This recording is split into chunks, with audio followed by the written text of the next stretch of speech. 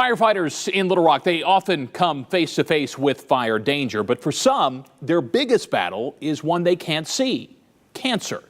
Tonight, Channel 7's Serafina Brooks takes a close look at the disease in the fire service and what our local department is now asking state lawmakers to consider. Serafina.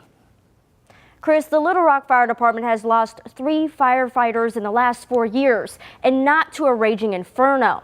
Tonight, the department is sounding an alarm on what they call a growing epidemic. He was the role model for health and fitness. Jessica Crump lost her husband, Little Rock firefighter Nathaniel Crump, to colon cancer just this past July. The only thing that linked him back to maybe something was the bad things that firefighters breathe in on a daily basis when they're at work. Jessica says the 30-year-old was as brave and as daring as they come, even until his final hour. He looked at me and said, "It's fine, we got this. God's gonna take care of us and we're gonna be fine." And he told me those things, and up until the morning a couple mornings before he passed away.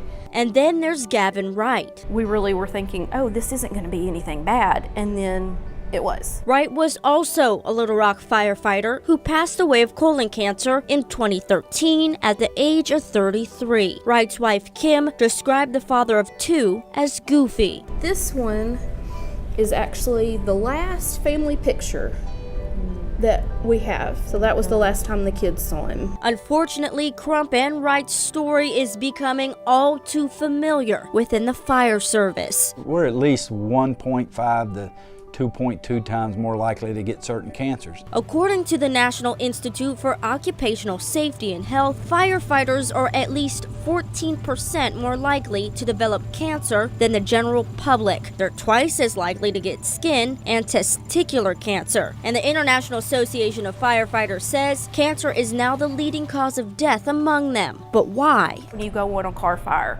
what exactly in there is burning? When you go on a building, a structure fire, what is burning? The answer lies within firefighters' exposure to toxins and carcinogens, such as synthetics found in many modern building materials, which can generate large quantities of thick and sometimes life-threatening smoke. They're thinking we're getting a lot of that stuff through our neck, through here, through our groin area.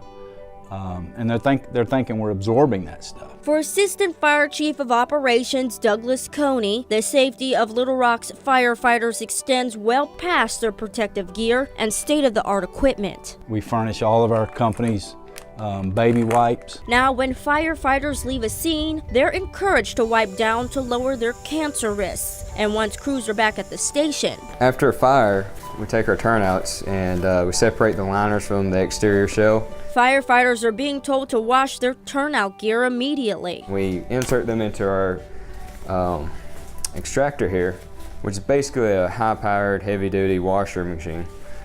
And it'll should spin out all the carcinogens, make everything clean, try to help prevent cancer risk.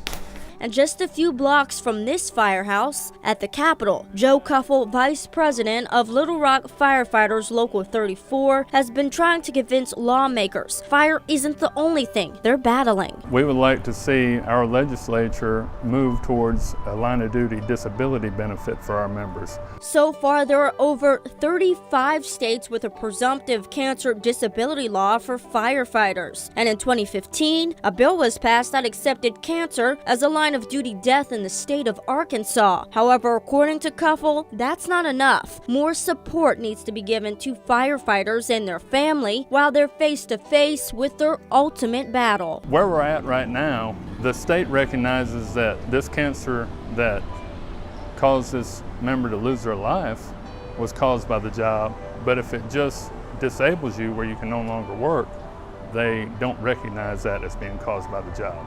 So there's a little bit of a disconnect. It's clear that disconnect and the hidden dangers firefighters are exposed to is becoming a new reality. I think making firefighters more aware of how dangerous their job is and all the things that could possibly happen is huge. If by me coming out and talking about this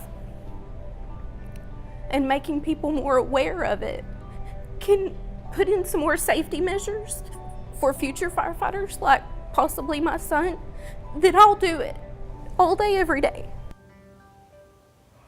Currently, there are active Little Rock firefighters that are battling cancer. Joe Kuffel is hoping to create a cancer registry to help bring to lawmakers this next session. Beth. All right, Serafina Brooks for us tonight. Thank you. According to the International Association of Firefighters Line of Duty Death Database, there have been more than 60 firefighter cancer deaths reported in the U.S. so far this year. In the meantime, our department is hoping to purchase a second set of turnout gear for each firefighter.